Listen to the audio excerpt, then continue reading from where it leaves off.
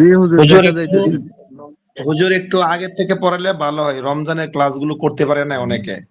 একটু আগের থেকে পড়ালে মানে জাস্ট 5-10 মিনিট একটু আগের থেকে বুঝে আসলে সবচেয়ে ভালো হয়। আমরা তো রমজানে অনেকে ক্লাস করতে পারি নাই, 2টা ক্লাস বা 3টা রমজানে ক্লাস। রমজানে কয়টা ক্লাস? তো মাত্র মনে হয় একটা না দুটা ক্লাস হয়ে যায় সম্ভবত। জি জি, একটু আগের থেকে পড়ালে আমাদের জন্য অনেক ফায়দা হইলো। আচ্ছা, দেখতেছি।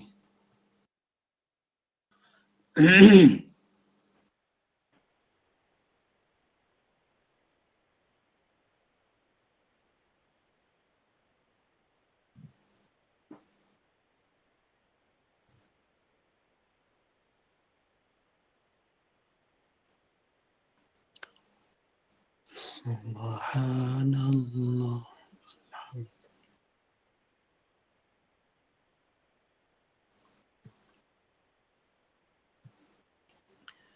তাহলে একটু আগে থেকে কোনখান থেকে পড়বো বলেন?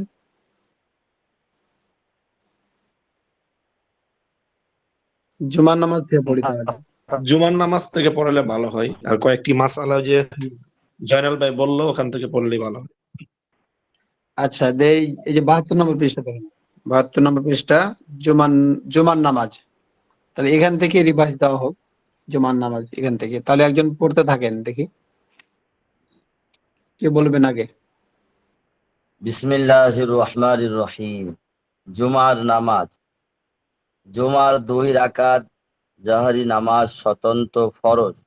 এটা জোহরের বদল বা স্থলবর্তী নয়। তবে যদি কারো জুমার নামাজ ফওত হয়ে যায়, তাহলে তার উপর জোহরের 4 রাকাত ফরজ হবে। জুমার নামাজ ফরজ হওয়ার শর্ত হলো: 1 নাম্বার পুরুষ হওয়া, 2 নাম্বার স্বাধীন হওয়া, 3 নাম্বার শহরে মুকিম হওয়া, 4 নাম্বার সুস্থ হওয়া, 5 নাম্বার নিরাপদ হওয়া, 6 নাম্বার দৃষ্টি সম্পন্ন হওয়া, 7 নাম্বার হাঁটতে সক্ষম হওয়া।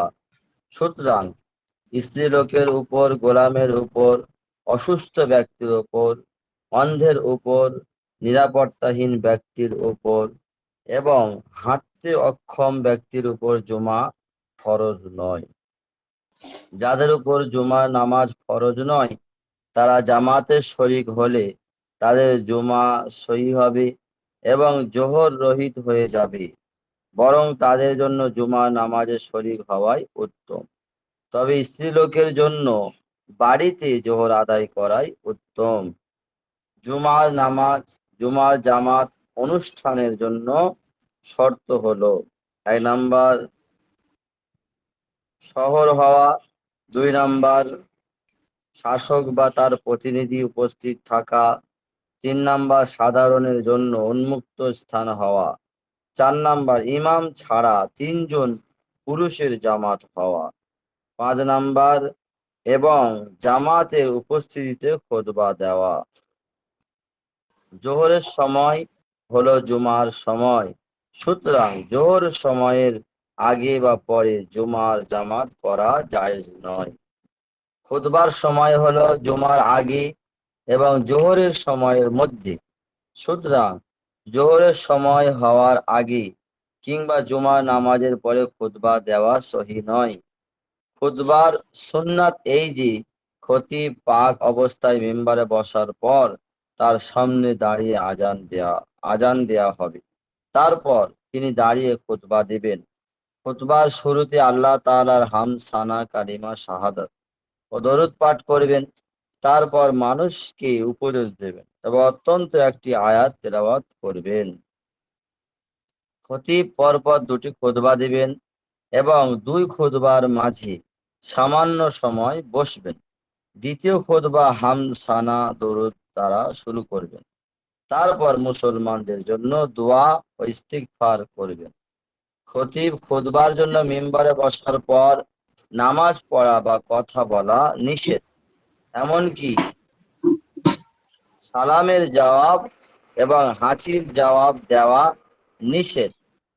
তুমি যদি তাশাহুদের অবস্থায় ইমামের সাথে শরীক হতে পারো, তাহলে তুমি জুমার জামাত পেয়েছো বলে ধরা হবে। সুতরাং ইমামের সালাম ফেরানোর পর তুমি উঠে জুমার 2 রাকাত আদায় করবে। কয়েকটি মাসালা।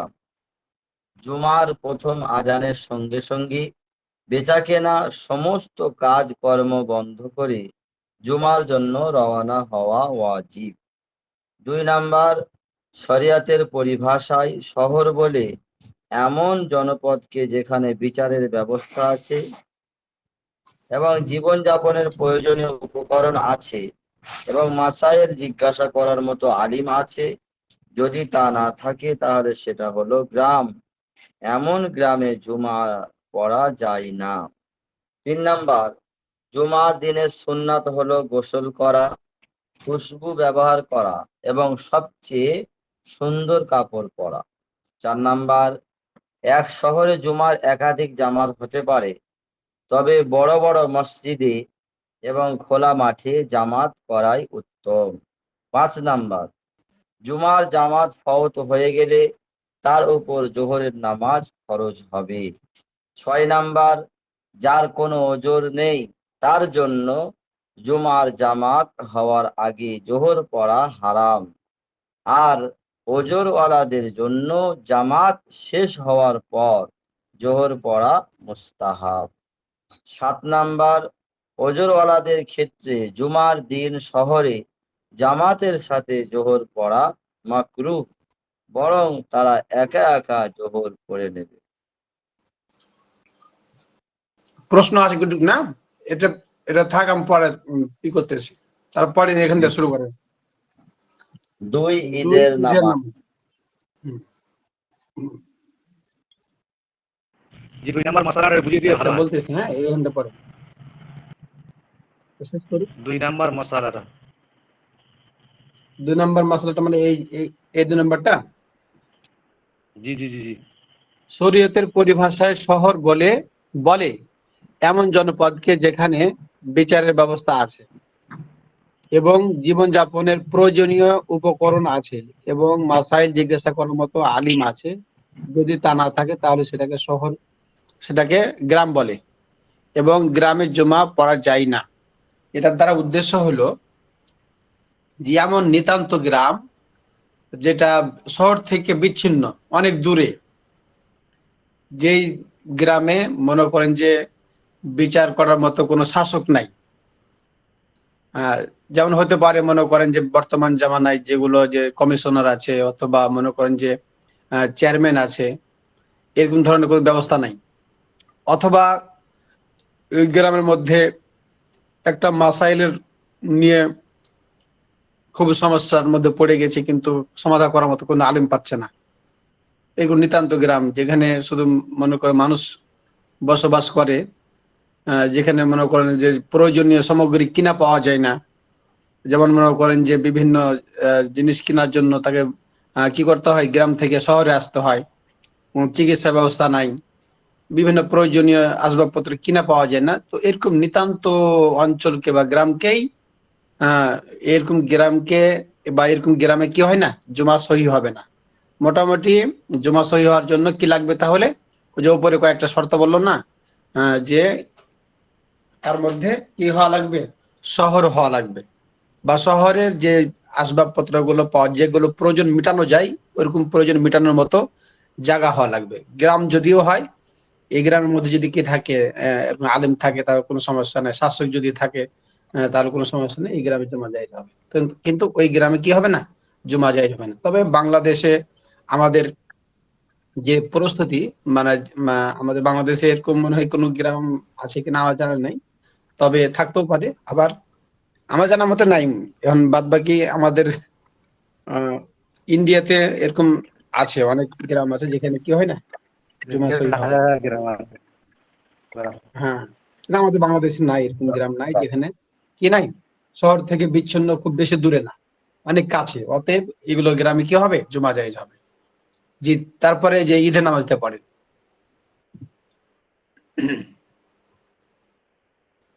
এখান থেকে যে 2 ঈদের নামাজ। জি, এক ব্যক্তি মসজিদে প্রবেশ করার পর মনে করলো যে জামাত হয়ে গেছে, পরে সে একাই নামাজ পড়ে গেছে। তারপরে দেখলো যে পুনরায় জামাত শুরু হলো। এখন কি এই ব্যক্তিটা আবার জামাতে অংশগ্রহণ করতে পারবে? জুমার আগে জোহরের নামাজ পড়া হারাম, হ্যাঁ, যেটা একটু আগে বলা হলো, জুমার আগে জুমার জোহরের নামাজ পড়া। পক্ষের এখন বাদ নামাজের বাকি কথা বলছি। কেউ যদি না জেনে পড়ে ফেলে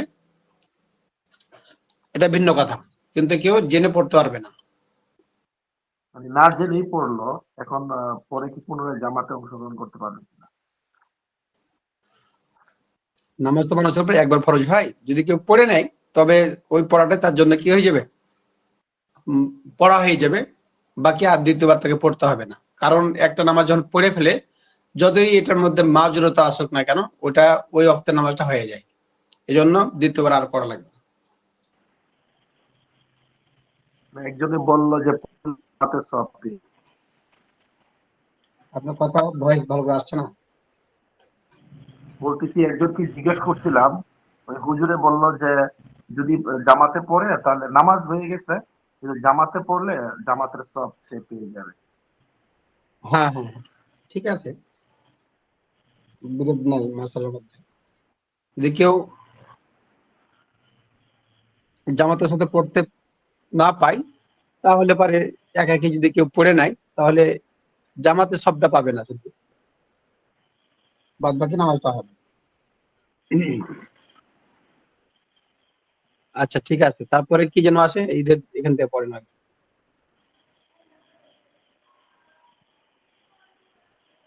ওস্তাদ, বলেন, এখান থেকে বলেন।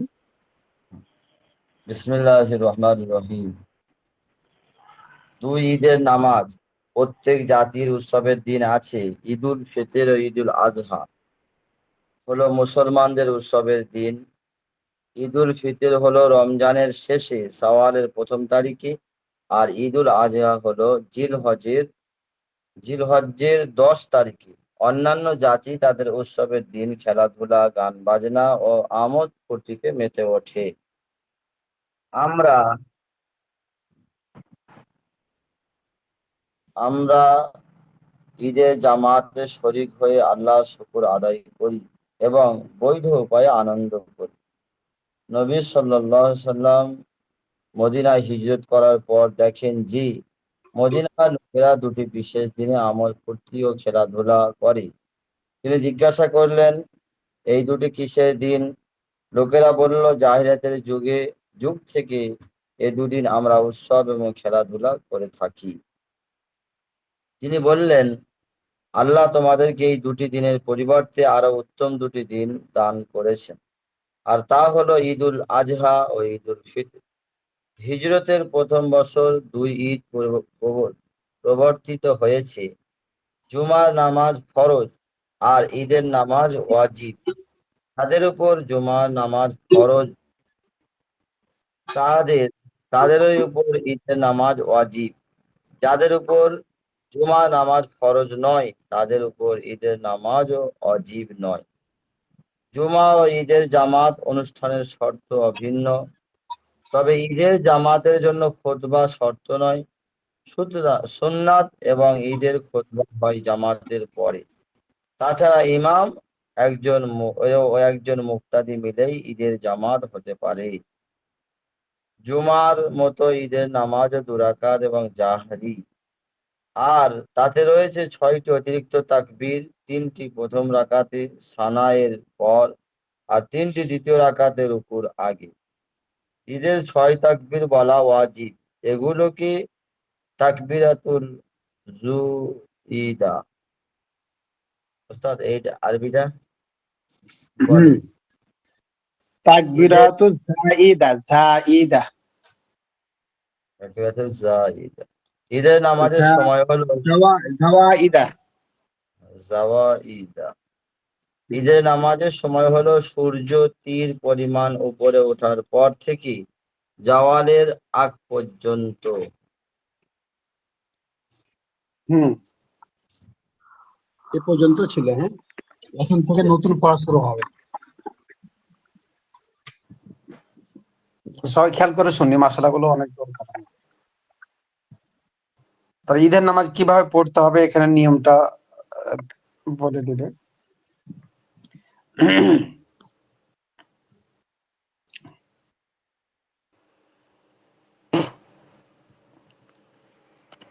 খেয়াল করি সবাই।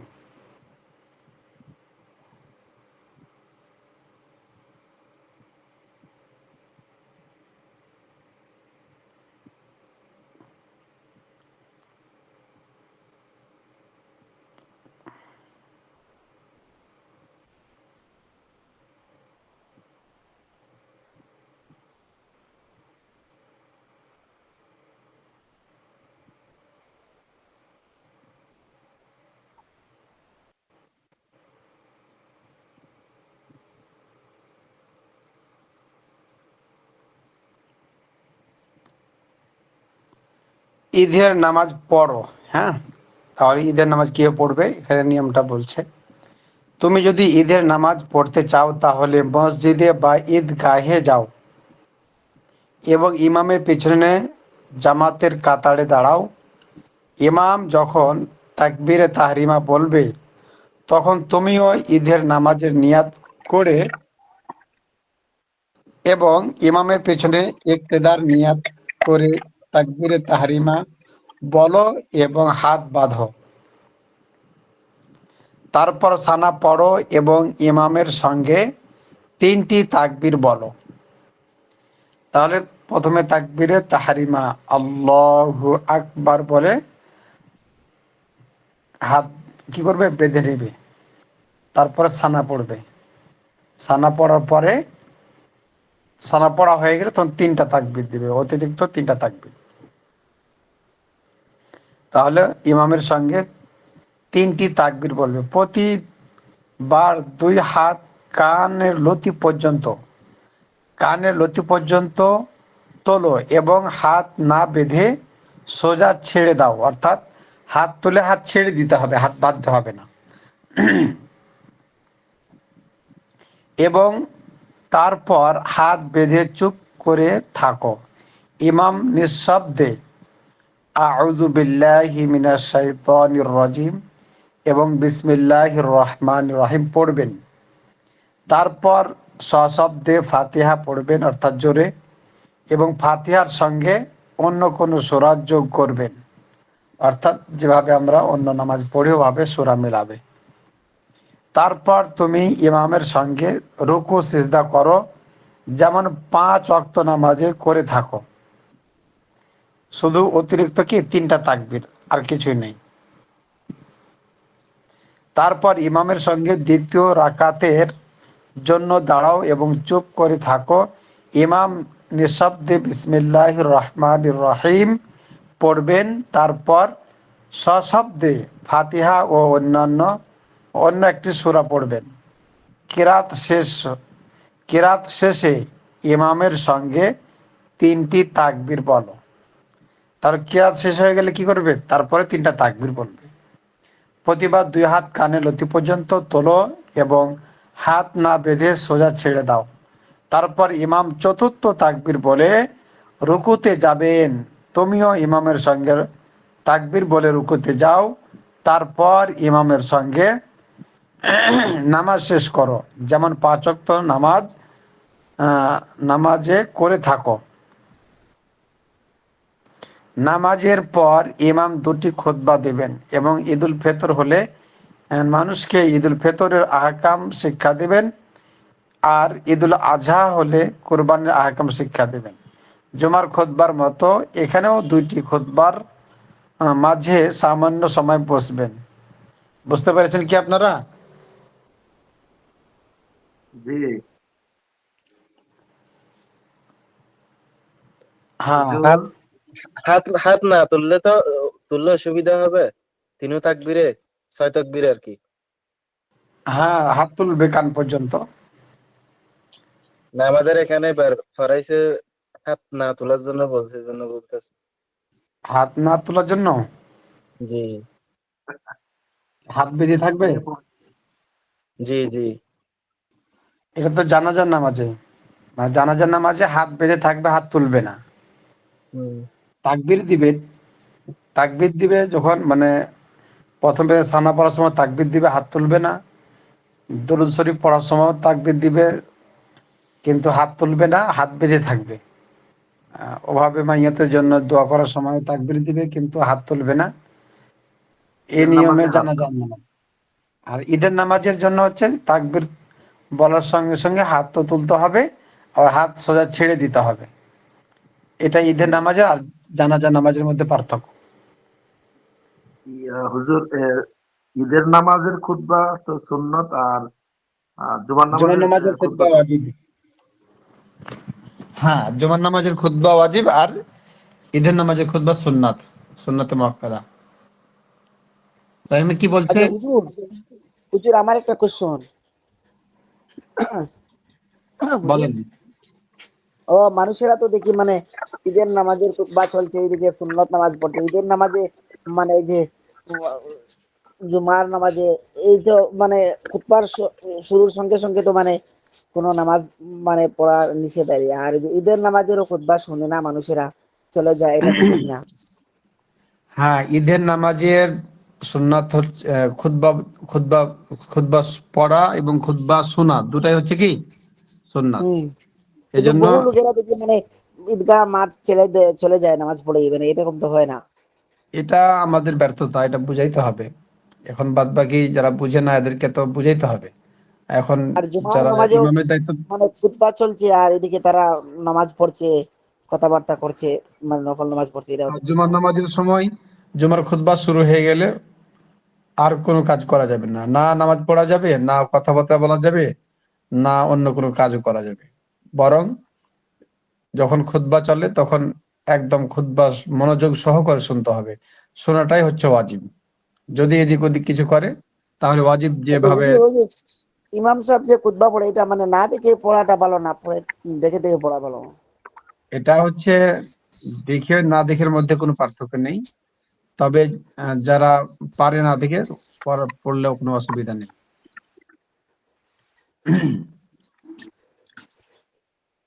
তাহলে পরে এই যেখানে দেখেন, নামাজের পর ইমাম দুটি খুতবা দিবেন এবং ঈদুল ফিতর হলে মানুষকে ঈদুল ফিতরের আহকাম শিক্ষা দিবেন, অর্থাৎ খুতবার মধ্যে ঈদুল ফিতরের আহকাম গুলো থাকবে আর কি। আর ঈদুল আজহা হলে কুরবানির শিক্ষা দিবেন, অর্থাৎ খুতবার মধ্যে কুরবানির মাসলা মাসাইল বা কুরবানির সংক্রান্ত বিষয়গুলো তুলে ধরবেন। জুমার খুতবার মতো এখানেও দুই খুতবার মাঝে সামান্য সময় বসবেন। ঈদুল ফিতরের মোস্তাহাব আমল, ঈদুল ফিতরের দিন মোস্তাহাব হলো তাড়াতাড়ি ঘুম থেকে ওঠা এবং মহল্লার মসজিদে ফজরের নামাজ আদায় করা। তারপর মেসাক করা, গোসল করা, খুশবু ব্যবহার করা এবং নিজের সুন্দরতম পোশাকটি পরা। নতুন পড়া এরকম জরুরি না, যেটা আমার আছে ভালো এটাই পড়াটা কি, এটাই হচ্ছে মোস্তাহাব। এখন তো মনে করেন যে ঈদ মানে মার্কেট, ঈদ মানেই শপিং। এখন ঈদ মানেই মনে করেন যে আহ একবারে শপিং হাউসে খালি ঘোরাঘুরি, এরকম অবস্থা হয়ে গেছে। মানে যারা আছে সে আবার নিচ্ছে, বাড়িটা একটা কেমন যেন একটা কি হয়ে গেছে, একটা গার্মেন্টস এর দোকান হয়ে গেছে। তারপরেও মনে করেন যে নিতেই থাকে নিতেই থাকে নিতেই থাকে। এটা হচ্ছে, আবার যদি বেশি হয় তো এটা ফের আবার ইসরাফ না হয়ে যায়। মানে বেশি খরচ করাটা কি, এটা তো ইসরাফ হবে। বেশি খরচ যাতে না হয়, যেটা যতটুকু দরকার অতটুকু করবে, আর এমন না হয় যে ফের কম খরচ করতেছে। মানে যার যতটুকু লাগবে অতটুকুই করতে হবে। এমন নয় যে সে বড় লোক হয়ে গেছে, টাকা পয়সা অনেক, অনেক টাকা পয়সা মালিক, এখন বেশি পড়তে হবে, এরকম না। মানে যতটুকু দরকার অতটুকু, মানে তার স্ট্যাটাস অনুযায়ী যতটুকু দরকার তাকে অতটুকু পড়তে হবে। আর গরিব মানুষের স্ট্যাটাস অনুযায়ী যতটুকু দরকার, যতটুকু তার মানে সম্বল কোলাই অতটুকু সে পড়বে, অতটুকু সে করবে, এটাই তার জন্য কি কাম্য। তাহলে আসেন আমরা এখান থেকে দেখি তাহলে কি হলো এখানে, আহ সুন্দরতম পোশাকটি পরা। এরপরে 3 নম্বর হচ্ছে তাড়াতাড়ি ঈদগাহে যাওয়া এবং যাওয়ার আগে কিছু খাওয়া, যাওয়ার আগে কিছু খাওয়া। ঈদুল ফিতরে যাওয়ার আগে কি করতে হবে, কিছু খাওয়া। 4 নম্বর সাদকাতুল ফিতর ওয়াজিব হলে ঈদগাহে যাওয়ার আগে তা আদায় করা। সাদকাতুল ফিতর তো আমরা আগে দিয়ে থাকি, রোজার মধ্যে অনেকে দিয়ে কমপ্লিট করে দেয়। এবং আচ্ছা হুজুর, সাধ্যমতো, হুজুর হ্যাঁ এখানে সাদগাতুল ফিতর ওয়াজিব, এখানে কি হুজুর এই সাদগাতুল ফিতর ওয়াজিব এটা কি সবার উপরে নাকি আপনার সবার উপরে না? হ্যাঁ, এই সাদকাতুল ফিতর সবার উপরে বলতে এখানে যে হাদিসের মধ্যে পাওয়া যায় যে এটা ছোট বড় ধনী গরিব, হ্যাঁ, আজাদ গোলাম সকলের উপরে সাদকাতুল ফিতরটা অপরিহার্য। এই জন্য সাদকাতুল ফিতরটা সবাইকে কি করতে হবে, সবার পক্ষ থেকে আদায় করতে হবে। যদি কি থাকে বাড়িতে ছোটরা থাকে তো ছোটদের পক্ষ থেকে তার পিতা বা যেটা বাড়ির গার্জেন সে দিয়ে দিবে। যারা মিসকিন মানে যারা ফকির হেদের উপরে না হুজুর? এখন বাদ বাকি এটার মাসাইল সম্পর্কে আরো অনেক মাসাইল আছে, যে যারা একবার নিতান্ত গরিব এরা কি করবে না, এরা দিতে না পারলে কোনো অসুবিধা নেই। মানে আহ, এরা হচ্ছে সাদকাতুল ফিতর খাওয়ার উপযুক্ত, এরা একটু দিতে পারছে না, দিতে না পারলে তাদের কাছে নিতে পারবে না। আমাদের এখানে হুজুর বলছে মানে যে যারা ফিতরা খায় তাদেরও বলে ফিতরা দিতে হবে, মানে না, যারা ফিতরা কারণ ফিতরা খায় ঠিক আছে। ফিতরার ফিত- মাধ্যমে রোজার মধ্যে অনেক ভুল ত্রুটি হয়, এগুলো মানে সংশোধন করা হয়, এটাকে মানে সদকা দেওয়া হুজুর হয় যে আমার এটা। হ্যাঁ, সাদকাতুল আমি ফিতর মানে তো হচ্ছে যে সাদকাতুল ফিতর অর্থাৎ রোজার মধ্যে যে ভুল ভ্রান্তি হয়, এই সাদকাতুল ফিতরের মধ্যে এটা কি হয়, পরিশুদ্ধ হয়। আর তাছাড়া ফিতির শব্দের অর্থ হচ্ছে এটা কি করা, খাওয়া। ফিতির মানে কি, নাস্তা বা খাওয়া, বা মনে করেন যে ফিতির মানে রোজা ছিল, রোজা থেকে রোজা ভাঙ্গা, এইগুলোর ফিতির শব্দের অর্থ আছে। তার মানে এটা ফিতরাটা হচ্ছে একটা গরিবদের হক। এটা হচ্ছে কি, গরিবদের হক। এখন যদি গরিব মানুষ যারা, ওরা তো আর ফিতরা দিতে পারবে না, তাই না? এখন বাদ বাকি যারা ফিতরা খাওয়ার উপযুক্ত, একবার নিতান্ত যারা দিতে পারবে না, এরা তো এদের কাছ থেকে তো ফিতরা নেওয়া ঠিক হবে না। হুজুর আমি একটা বইয়ের মধ্যে পড়ছিলাম, একটা কিতাবে পড়ছিলাম যারা এরকম ফিতরাটা দিতে পারে না বা তাদের সামর্থ্য নাই তারা খাইবে, তো তাদের জন্য হুজুর পড়ছিলাম 2 রাকাত নামাজ পড়ে দিলে এটা আদায় হয়ে যায়, এরকম এটা কি ঠিক নেই হুজুর? না, 2 রাকাত নামাজের সাথে ফিতরা কোনো সম্পর্ক নাই। বাদ বাকি কেউ যদি চায় যে আমি আল্লাহর কাছে ইস্তেগফার করব, দোয়া করবো, সে করতে পারে যে আমি দিতে পারলাম না, আল্লাহ তুমি আমার এটা, তো তার উপরে তো এটা ওয়াজিব না বা তাকে দিতে হবে বাধ্যকতা নাই। চাইলে আল্লাহর কাছে ইস্তেগফার পড়তে পারে আমল করে। আচ্ছা, তারপরে আমরা যাই। 5 নম্বর হচ্ছে, ও আচ্ছা, তাহলে সাদকাতুল ফিতর 4 নম্বরটা গেল।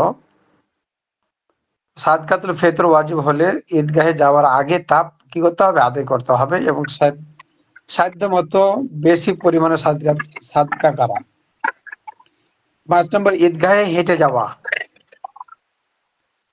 5 নম্বর হচ্ছে কি, ঈদগাহে হেঁটে যাওয়া এবং নিচু আওয়াজে তাকবীর বলা, অর্থাৎ ছোট ছোট করে আস্তে আস্তে করে তাকবীর বলতে বলতে যাওয়া। হ্যাঁ, যেমন ঈদগাহে কি করবে, হাঁটে যাবে, এমন নয় যে একটু জায়গা কিছুতে চড়ে গেল, এরকম না। যদি সে অনেক দূর হয় সেটা আলাদা বিষয়, কিন্তু কাছে যদি হয় কি হবে, যেটা হেঁটে যাওয়া সম্ভব হেঁটে যাবে। ঈদগাহে পৌঁছার পর তাকবীর বন্ধ করে দেবে এবং নামাজের পর অন্য পথে ফিরে আসবে।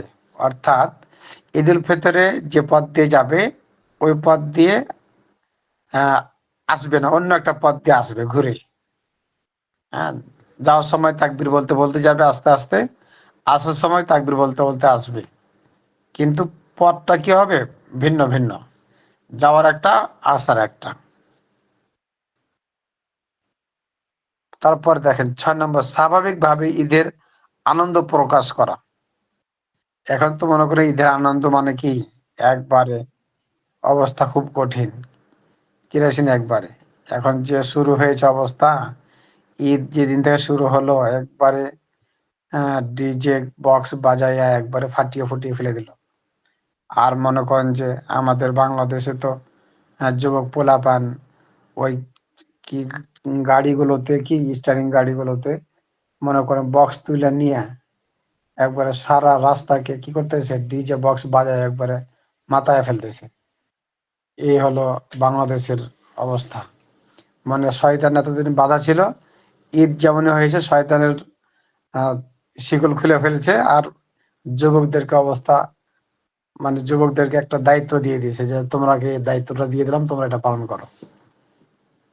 আপনাদের আপনাদের দিকে হয় কিনা, আমাদের দিকে ইদানিং এগুলো খুবই, এরকম অবস্থা খুব কঠিন, রাস্তাঘাটে অবস্থা খুব কঠিন, একবারে পোলাপান একবারে ডিজে বক্স তুলে একবারে নাচানাচি করে রাস্তার পরিবেশের 12টা বাজিয়ে দিচ্ছে একবারে।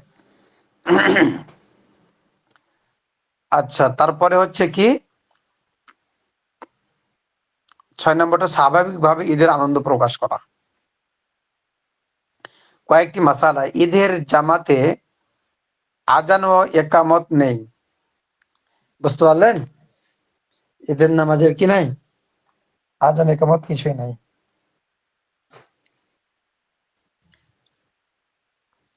বুঝতে পারছেন না? জি জি উস্তাদ, শোনা যাচ্ছে। আচ্ছা ঠিক আছে। কয়েকটি মাসালা, ঈদের জামাতে আজান ও একামত নেই। 2 নম্বর, খুতবা ছাড়া ঈদের জামাত কিংবা জামাতের আগে খুতবা, জামাতের আগে ঈদের খুতবা মাকরুহ। তাহলে ঈদের নামাজের যদি কি করে খুতবা ছেড়ে দেয়, তাহলে এটা কি হবে, মাকরুহ হবে। এবং ঈদের আগেও যদি কি করে নামাজের আগে খুতবা পড়ে, সেটাও মাকরুহ হবে, অর্থাৎ নামাজের পরে খুতবা দিবে।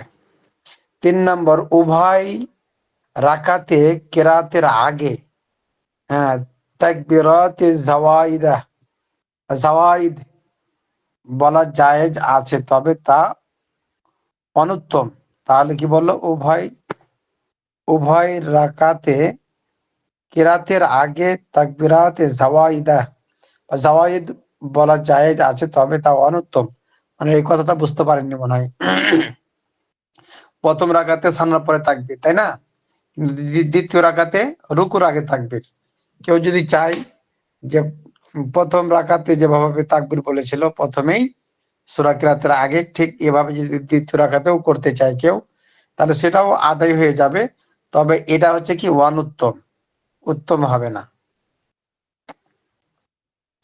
3 নম্বর, আর একটা 3 নম্বর দিয়েছে, কোন ওজরের কারণে প্রথম দিন জামাত করা সম্ভব না হলে ঈদুল ফিতরের জামাত পরের দিন একই সময়ে করা যায়, এবং ঈদুল আজহার জামাত জিলহজের 12 তারিখ পর্যন্ত একই সময়ে করা যায়। তবে কারো ঈদের জামাত ফৌত হয়ে গেলে সে একা একা ঈদের নামাজ পড়তে পারবে না, কেননা ঈদের জন্য জামাত হলো শর্ত। বুঝতে পারছেন কি? জামাত ছাড়া ঈদের নামাজ সহি হবে না, জামাত লাগবেই। হুজুর, জুমার এখন মনে করেন জামাত চেষ্টা করা যাবে না। হ্যাঁ, জুমার নামাজের জন্য জামাত শর্ত। জি। হুজুর কেউ যদি এক রাকাত না পায় ঈদের নামাজে, তো এটা কিভাবে পড়বে হুজুর? অন্যান্য নামাজের মতো নাকি? হ্যাঁ, কেউ যদি 1 রাকাত না পায়, বাকিটা পরে আদায়, বাকিটা ওই অন্য নামাজের মতো কাজা করে আদায় করবে আর কি, পরে উঠে যাবে। তবে এটাই উত্তম। তাহলে কি আচ্ছা, জুমার এখানে যেটা নামাজে, কথা বলতে চাইছিলাম, হ্যাঁ, জুমার নামাজে, বলতেছি জুমার নামাজেও যদি এক রাকাত না পায়, তাহলে কি সেম ওইভাবেই পড়বে? হ্যাঁ হ্যাঁ, সেম ওই অন্য নামাজের মতো করেই দাঁড়িয়ে যাবে আর কি, ইমাম সালাম ফেরানোর পরে দাঁড়িয়ে যাবে। আচ্ছা, এখানে যেটা বলতে চাইতেছিলাম যে ঈদের নামাজ আহ যদি কি হয় ফৌত হয়ে যায় সবার, মানে গ্রামবাসীর সবার একসঙ্গে কি হয়ে গেছে কোনো কারণে, প্রথম দিন পড়তে পারেনি, তাহলে দ্বিতীয় দিন একই নিয়মে একই টাইমে পড়বে আর কি। ওরকম ভাবে ঈদুল আজহা অর্থাৎ কুরবানি ঈদের নামাজ 12 তারিখ পর্যন্ত পড়তে পারবে। হ্যাঁ, 11, 10, 11, 12, 3 দিনের 3 দিন 3 দিন সময় আছে, পড়তে পারবে। তারপরে দেখেন, ঈদের নামাজ নিয়ে একটা আমাদের আছে, মানে বিতর্ক আছে, সেটা হচ্ছে একই টাইমে নামাজ পড়া সৌদির সঙ্গে। এটা নিয়ে তো অনেক বাড়াবাড়ি ছাড়াছাড়ি। চাঁদপুরে আবার চাঁদপুরে যারা আছে তারা তো ঈদের জামাত ওই সৌদি আরবের সাথে পড়ে। শুধু চাঁদপুরে না, গ্রামের এ বাংলাদেশের বিভিন্ন জায়গাতে এখন পড়তেছে দেখতেছি, বিশেষ এবার করে তো দেখলাম চাঁদপুরের কথা। বেশি পড়তেছে। এবার তো দেখছি অনেক জায়গাতেই ছোট ছোট আকারে পড়তেছে। জি, আসলে অনেকেই মনে করেন যে যারা পড়তেছে, আমি দেখলাম এবার ফেসবুকে অনেকগুলো পোস্ট আসছে, দেখলাম তো অধিকাংশই যারা পড়তেছে এদের এলেম কালাম এর গভীরতা তেমন নাই, যেটা তাদের বক্তব্য শুনে বা তাদের কথাবার্তা শুনে বোঝা যাচ্ছে যে যারা জি। পড়তেছে তাদের এলেম কালামের গভীরতা তেমন একটা বেশি বোঝা গেল না। ওই হিসাবে তারা আর তাদের যুক্তি খাড়ো করে হাদিস পড়তেছে, রাইতের কিন্তু আসলে সেটা তো ঠিক না। আর দুইটা সমস্যা, একটা হলো ফেকার জ্ঞান কম, আর হলো নাহু সরফের জ্ঞান কম তারা অনেক। এটা তো একদম বাস্তব যে তাদের ফিকাহ জ্ঞান নাই বলতে চলে। 2 নম্বর হচ্ছে তারা নাহু সরফে পারদর্শী না, বা সূরা কিরাতে তারা পারদর্শী না। আব্দুর রাজ্জাক বিন ইউসুফের মতো এত বড় আলেম, ফাসাল্লি লিরাব্বিকা ওয়ানহার, কুরবানির যেটা আমরের সিগা, অথচ উনি বলে এটা হুম। সুন্নত, কেউ করলে সব হবে, না করলে কোনো গুনাহ নাই। হ্যাঁ অথচ হ্যাঁ, এটা নাহু তো সরফের আছে, অনেক বিভ্রান্তিকর কথা আছে যে উম, যেটা যেখানকার যে কথাটা মানে ফাসল্লি, নবী কোনোদিন কোরবানি ছাড়েননি, আর এখানে আল্লাহ তাআলা নির্দেশ করতেছেন আমর সাইগা ব্যবহার করে। আমর সাইগা ব্যবহার করলে এখানে ওয়াজিব হয়ে যায় কথাগুলো। তারপরেও ওনার বক্তব্য হচ্ছে যে কেউ কোরবানি ধনী হোক আর গরিব হোক, মানে ধনী হলেও যদি সে দিলে সব পাবে, না দিলে কোনো গুনাহ হবে না, তার এরকম বক্তব্যটা আর কি। আচ্ছা, আমরা বিতর্কে না যাই। আর আরেকটা হচ্ছে যে একই টাইমে ঈদের নামাজ পড়া যাবে কিনা সৌদির সাথে মিলিয়ে। আহ, তো এখানে যদি মানে আকলি যুক্তি খাড়ো করা যায়, তাহলে পারে একই টাইমে পড়া যাবে না। একই টাইমে যদি পড়তে চাই তাহলে আমার মানে মানে যুক্তির নিরিখে বলতে চাই, সৌদিতে যখন মানে তারা ঈদ করবে, ধরেন সামথিং যে সৌদিতে যে টাইমে ঈদ করবে, আর সেই টাইমে তো আমাদের সাথে যদি আমরা করতে যাই ওই টাইমে, তাহলে তো আমরা ওদের ওখানে থাকবে রাত, আমাদের এখানে থাকবে দিন, অথবা আমাদের এখানে থাকবে দিন, ওদের ওখানে থাকবে রাত। হ্যাঁ, তাহলে কেমন করে একই টাইমে করা যাবে বলেন? ওদের ওখানে আমরা যদি আমরা এখানে যদি কি করি, মানে ওরা যদি ওখানে আসর নামাজ পড়ে, তাহলে আমরা আমাদের এখানে কি মাগরিবের নামাজ, তাহলে তো ওদের সাথে কেমন করে পড়া যাবে বলেন? বা ওরা যে টাইমে সেহরি খাবে, ওই টাইমে যদি আমরা সেহরি খাই, তাহলে তো দেখা যাবে যে দিন আর রাত। বা ওরা যে টাইমে ইফতার করবে, সেই টাইমে যদি আমরা ইফতার করি, তাহলে তো আমাদের এখানে দেখা যাবে যে এশারের পরে, তাহলে তো মিলতেছে না। ওই হিসাবে ওই হিসাবেও তো কি হয় না, মিলে না। মানে রাতটা পৃথিবীর সূর্য পূর্ব দিগন্তে যখন উঠে, তখন যে জায়গাতে সূর্য ওঠে ওই জায়গাতে দিনটা হয়। আর এই সূর্য যখন এদিকে গড়ায় যায় আস্তে আস্তে, তখন ওই দিকটা আবার রাত হতে থাকে, আর এই দিকটা আবার দিন হতে থাকে। তো এইভাবে একটা সূর্য যখন গড়তে থাকে, তো ওই এক ওই দিন শুরু হয়েছিল পূর্ব পৃথিবীতে, ওটা আস্তে আস্তে আস্তে আস্তে আস্তে পশ্চিমের দিকে যখন চলে যায়, আর পূর্ব দিকে রাত হয়। মানে এটা চলতেই থাকে, আবার ওদিকে সূর্য উঠে, আবার এদিকে দিন হয়। তা আসলে দিন রাত এটা এটা আমরা আমাদের এখানে দেখতে পাচ্ছি যে এক দিন রাত, কিন্তু এই দিন রাতটা ওদিকে আবার ট্রান্সফার হচ্ছে, আস্তে আস্তে আস্তে আস্তে আস্তে গড়াচ্ছে। ওই হিসাবে আহ ভৌগোলিক যেটা কি বলে, এই হিসাবেও হয় না। মানে সৌদিতে যখন আপনার কি বাজবে, এখন কত বাজে আমাদের এখানে 10টা ধরেন, ওদের ওখানে কত বাজছে আরো 3 ঘন্টা পরে, 3 ঘন্টা আগে, তাহলে তো এটা আর হচ্ছে না, মিলছে না। তো আমাদের দেশের চাঁদ অনুযায়ী, আমাদের দেশের সূর্য অনুযায়ী, আমাদের দেশের আহ ভৌগোলিক মনে করেন যে রেখা অনুযায়ী এগুলো আমরা আদে করব। যেমন নবী সাল্লাল্লাহু আলাইহি সাল্লাম তিনি বলেন যে তোমরা চাঁদ দেখে কি করো, রোজা ধরো, আর চাঁদ দেখে রোজা ছাড়ো। তো সেই ক্ষেত্রে নবীর যুগেও কি ছিল, শাম দেশ থেকে বা সিরিয়া থেকে সাহাবীরা আসছেন একদিন আগে রোজা ধরে, আর এখানে এসে দেখছেন যে এখনো রোজা কি হয়নি, রোজা ধরেনি, অথবা এরকম আসলে তারা অমুক দিন রোজা ধরেছে, এখানে অমুক দিন রোজা ধরেছে, এরকম তারতম্য হয়ে গেছে। তো নবী সাল্লাল্লাহু আলাইহি ওয়াসাল্লাম বলতেন যে তোমার রোজা হয়নি, এরা কথা বলতে পারতেন। আচ্ছা যাক, ওগুলো বিষয় অনেক লম্বা কথা। তারপরে আমরা আসি 4 নম্বর, ঈদুল আজহার নামাজ ঈদুল ফিতরের মতোই, তবে ঈদুল আজহার নামাজের আগে কিছু না খাওয়া সুন্নাত এবং পথে জোরে জোরে তাকবীর বলা সুন্নাত।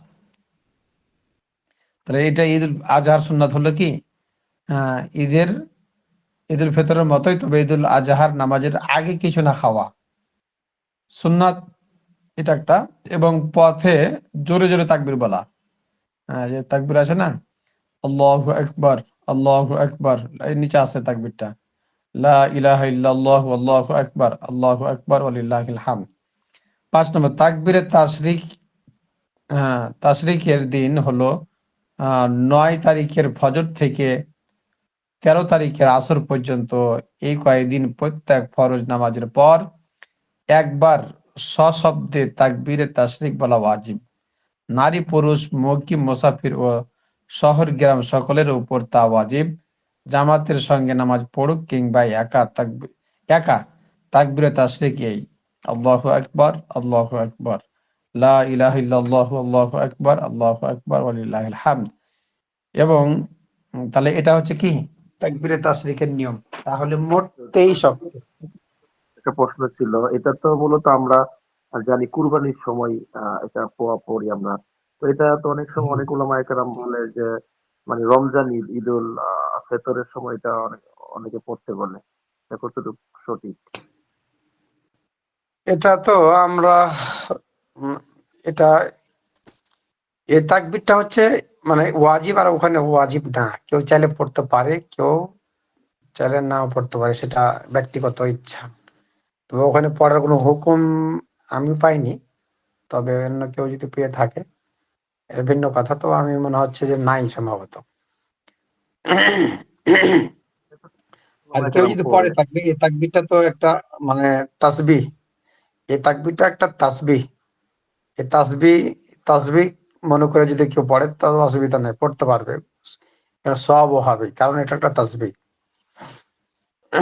তবে পড়ার হুকুম ওভাবে নাই, যেমন কুরবানির ঈদে পড়া ওয়াজিব, পড়তে হবে বাধ্যকতা ভাবে।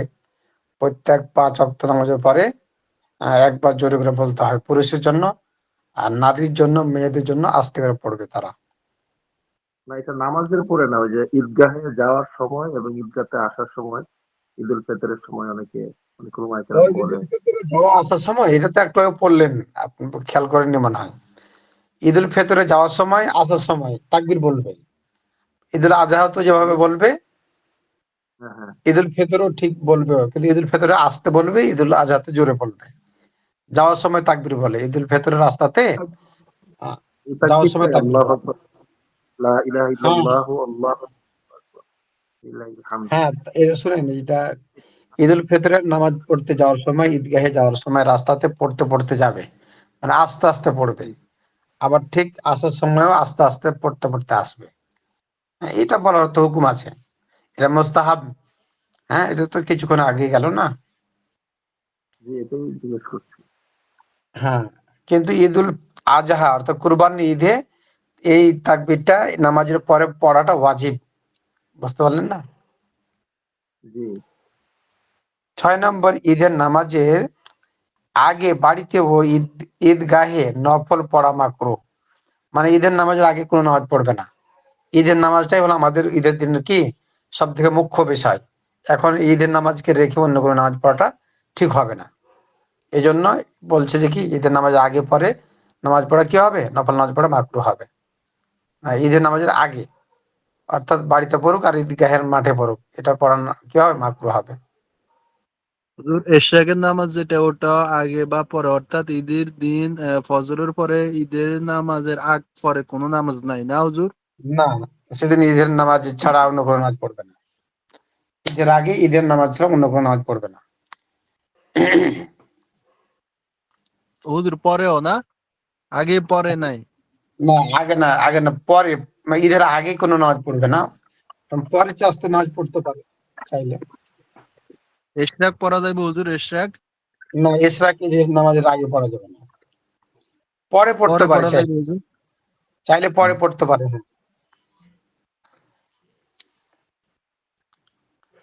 তাহলে কতদূর পর্যন্ত হলো সফরের নামাজ? এখান থেকে থাক আজকে, সফরের নামাজ পর্যন্ত। এই যে সফরের নামাজ,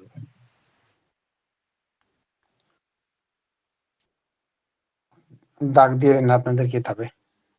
হুজুর বলেন। রোজার ব্যাপারে একটা কথা হুজুর, আমরা অনেক সময় দেখা গেছে এই দেশের থেকে রোজা থাকি যায় সৌদি হ্যাঁ আরব হ্যাঁ বা আরব দেশগুলোর সাথে মিলাইয়া। দেখা গেছে এখন আমি একদিন আগে এই দেশের থেকে চলে গেলাম, ওই দিনে দেখা গেছে বাংলাদেশে রোজা আর এই দেশে ঈদ। তখন হুজুর আমি কি করবো হুজুর? ও আচ্ছা, সেদিন আপনাকে রোজা রাখতে হবে। ওই মানে রোজা, হ্যাঁ, আপনার সেদিন রোজা রাখতে হবে, কারণ আপনি এখন বাংলাদেশে অবস্থান করছেন। কারণ বাংলাদেশের নিয়ম অনুযায়ী বা বাংলাদেশের ভৌগোলিক অনুযায়ী আপনি রমজান মাসে অবস্থান করছেন। এখনো আমার বাংলাদেশে কি একটা হয় না? বেশি হুজুর, তাইলে হ্যাঁ, আমার একটা বেশি হয়েছে হুজুর না? বেশি হোক, বেশি হলে তো অসুবিধা নাই, আপনি একটা দিন বেশি পারেন, আপনার ভাগ্য জোরাল, সৌভাগ্য। যে আলহামদুলিল্লাহ। আমি বলছিলাম, আমরা তো জুম্মার হ্যাঁ নামাজ পড়ি, এই আমাদের এই একটা জিনিস নিয়ে বেশিরভাগ মতাবেক আছে যে অনেক জায়গা দেখা যাচ্ছে ভালো আলেম নেই, অথচ শহর নয়, সেখানে কিন্তু জুম্মার নামাজই হচ্ছে। তা তাদের কি আখরি জোহর পড়া লাগবে? আপনার প্রশ্নটা বুঝতে পারলাম না, আবার বলেন। বলছিলাম না যে 2 নাম্বার জুম্মার যে মশালাটা আমরা পড়েছি, যে জুম্মার শর্ত হলো শহর হতে হবে, ভালো জ্ঞানী লোক বা হ্যাঁ হ্যাঁ ভালো আলেম হতে হবে, এবং বেচাখানার জায়গা হতে হবে। আর দেখা যাচ্ছে হ্যাঁ ওর হ্যাঁ হ্যাঁ ওর মধ্যে কোনোটাই নেই, মিল নেই, ভালো বিচার ব্যবস্থা থাকতে হবে, ওর মধ্যেই কোনোটাই নেই। সেখানে অনেক মুসলমান বসবাসিত আছে, সেখানে যে জুম্মার নামাজ পড়া হয়, আর আমাদের পরবর্তীকে আমাকে জোহরের নামাজ পড়া লাগবে, সেই জন্য সেটা জিজ্ঞাসা করছি। ও আচ্ছা, এই মাসলাটা হলো এরকম যে হ্যাঁ, ওই যে গ্রামে শর্তই এগুলো বেশি নাই। জি। আমাদের ইন্ডিয়াতে প্রায় তো প্রায় ওরা গ্রাম আছে তো। হ্যাঁ, বুঝতে পেরেছি, মানে আপনাদের ইন্ডিয়াতে এরকম অনেক গ্রাম আছে যেটা শহর থেকে অনেক বিচ্ছিন্ন, অনেক দূরে, যে গ্রামে এরকম অনেক সময় খুঁজে পাওয়া যায় না, আলেম নাই, শাসন শাসন ব্যবস্থা নাই, বা বিচার ব্যবস্থা নাই, বা ওরকম ভাবে শহরের মতো সুযোগ সুবিধা অনেক নাই। তো সেই গ্রামে লোক যদি চায় জোহরের নামাজ পড়বে, তো অসুবিধা নাই, তাদের জন্য জুমার নামাজ ফরজ না, ওয়াজিব না। যদি কেউ জুমার নামাজ পড়তে চায় বা ওরকম ভাবে মুসলমানরা একত্রিত হয়ে জুমার নামাজ পড়ে, তার জুমার নামাজ হয়ে যাবে, অসুবিধা নেই। কিন্তু তারা যদি চায় যে জোহরের নামাজ পড়বো, আমরা জুমার নামাজ পড়বো না, এখানে এরকম আলেমের ব্যবস্থা নাই, জুমার নামাজ পড়ানোর মতো মানুষ নাই, সেই ক্ষেত্রে তখন জোহরের নামাজ পড়ে নিতে পারে, অসুবিধা নাই। বুঝতে পারলেন কি? ওইটাই নিয়ে তো এখানে তো ওইটাই নিয়ে মাসালাটা নিয়ে বেশ গন্ডগোল তো, যে আহ আমার নামাজ হবে না। ইমাম আবু হানিফা রহমতুল্লাহ আলাইয়ের অনেক মতাদর্শ, অনেক আইন আছে, অনেক এই জুম্মার নামাজের ব্যাপার আছে, সেই শর্তগুলো আমাদের হচ্ছে না। তার পরিবর্তে আমাদের জুম্মার নামাজ পড়লেও আমাদের আখেরি জীবন পড়া লাগবে। বুঝতে পেরেছি, তবে যদি কেউ চায় যে মানে জুমার নামাজ পড়ার মতো মানুষ পাওয়া গেছে, তাহলে পড়তে পারে জুমার নামাজ, অসুবিধা হবে না তো। তবে যদি মনে করেন যে আমাদের এই গ্রাম আহ একেবারেই যেগুলো শর্তের মধ্যে পড়ে না, তাহলে চাইলে জোহর নামাজ পড়বে, অসুবিধা নেই, জোহর নামাজ পড়ে উত্তম হবে। কারণ এখনো তাদের জন্য জুমার নামাজ এই যে শর্ত পাওয়া যায়নি, ওয়াজিবও হয়নি। আর যদি কি হয়, এগুলোর মধ্যে থেকে কিছু পাওয়া যায়, তাহলে ওয়াজিব হয়ে যাবে। এখন দেখা গেল যে জুমার নামাজ পড়ার মতো মানুষই নাই, হ্যাঁ, কোনো আলিম নাই, ইমাম নাই, তাহলে পারে সেক্ষেত্রে তার নামাজ জুমার নামাজ পড়তে মানে হবে। আমি যে এলাকায় মাস্টার পড়াই ওই এলাকায় আখির জুম্মার নামাজ পড়েও আখিরি জোহর পড়তে হবে। আখেরি জোহর মানে আমি যে হ্যাঁ শেষ ওয়াক্তে জোহর নামাজ হ্যাঁ পড়বে।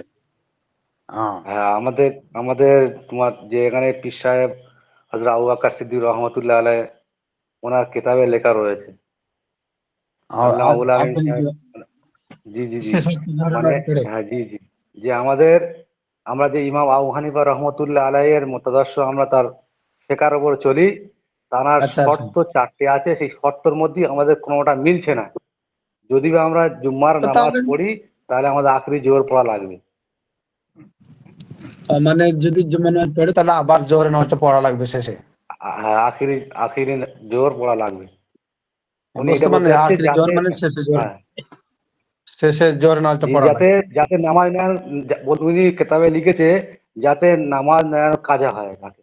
কেন হ্যাঁ আমাদের একটা বুঝতে, যদি শর্ত জুমার আছে নামাজ না হয়ে থাকে তাহলে যেন জোহর নামাজটা পড়ে নিলে আমাদের নামাজটা হয়ে যায়, মানে জুমার নামাজ না হলে যাতে জোহর নামাজটা হয়ে যায়, জি এরকম জি জি বিষয়। জি জি জি সেই ক্ষেত্রে যদি, আমার কথা হলো যে যেখানে কোনো শর্ত পাওয়া যাচ্ছে না সেই ক্ষেত্রে জোহর নামাজ পড়বে, জুমার নামাজ পড়ার কি প্রয়োজন? আর যদি মনে করেন যে না, দু একটা শর্ত পাওয়া যাচ্ছে, তাহলে সেই ক্ষেত্রে জুমার নামাজ পড়লে আর জোহরের নামাজ পড়ার দরকার নাই। বুঝতে পারছেন না? এখন মনে করেন যে ইমাম পাওয়া গেছে, হ্যাঁ, তাহলে পাত্রে ইমাম জুমার নামাজ পড়াইতেও পারবে। তাহলে সেক্ষেত্রে জুমার নামাজের যে শর্তগুলো তার মধ্যে থেকে একটা হলো শর্ত পাওয়া গেল, তাই না? হুম, জি ঠিক আছে।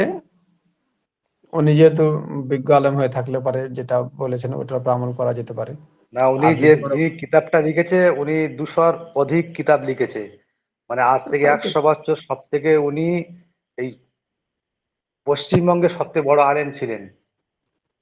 আর আবু তিনি বকর, পীর ও আবু বকর সিদ্দিক মুজাদ্দেদ ওনার খলিফা আল্লামা আবুল আমিন সাহেব।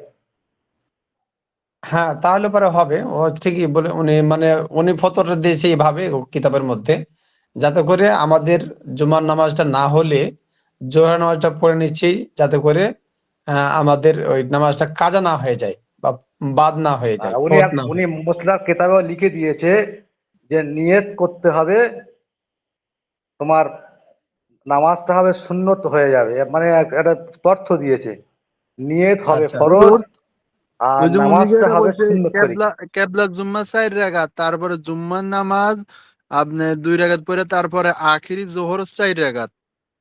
আর এই হ্যাঁ আখির হ্যাঁ জোহরের কথা এই জয়নাল ভাই বলছিলাম, এই ওই মুজরিকা এই হ্যাঁ, নামাজটা পারে। আখিরি জোহর 4 রাকাত, তারপরে আবার বলছে সুন্নত 4 রাকাত, আবার সুন্নত 2 রাকাত, তারপরে 8 নফল। এটা আর কি। বুঝছি বুঝছি আর কি, মানে জুমার নামাজের যেগুলো নিয়ম আছে ওগুলো পড়ার পরে আখেরি জোহর 4 রাকাত পড়বে, তাই তো? জি জি জি উনি ঠিক আছে, তথ্য মানে এটা, দিয়েছে ইমাম হ্যাঁ ইমাম হ্যাঁ আবু হানিফা রহমতুল্লাহ আলাইয়ের তেনার কেতাবে লেখা রয়েছে জুম্মার নামাজের শর্ত এতগুলো, যে দেখা যাচ্ছে সেই হ্যাঁ শর্তগুলো আমাদের সঙ্গে মিল হচ্ছে না। তাহলে আমরা হ্যাঁ, যদি বা যার জুম্মার কারণে নামাজ উনি পড়ে নিই। আখেরি আখেরি জি জি জোহরে 4 রাকাত নামাজ পড়তে বলেছে। ঠিক জি আছে, জি জি মাসলা ঠিক আছে। উনি যেটা বলছে যাতে উম্মতের নামাজ না নষ্ট হয়ে যায়, কোনো কারণে যে জুম্মার নামাজ হলো না, তাহলে পারে যাতে করে জোহরের নামাজটা ব্যাকআপ দিচ্ছি আমি, যাতে করে জোহরের নামাজটাও জুম্মার নামাজ না হলে পারে এটাই আমার নামাজটা কি হয়ে যায়, আদায় হয়ে যায়। এই জন্য ওই জি জি উনি কথাটাকে সংযুক্ত করছে। এটা খুব সুন্দর একটি মাসালা। তো ঠিক আছে, মাসালা আমল করার মতো। আচ্ছা ঠিক আছে, আজকে তাহলে এই পর্যন্ত থাক। সবাই ভালো থাকেন, সুস্থ থাকেন।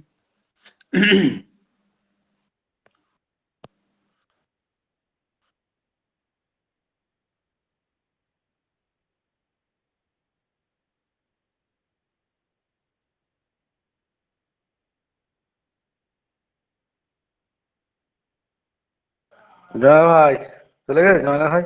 হ্যাঁ ঘুম আগে চলে গেছে নাজুল ভাই। বলো। আমি প্রশ্নটা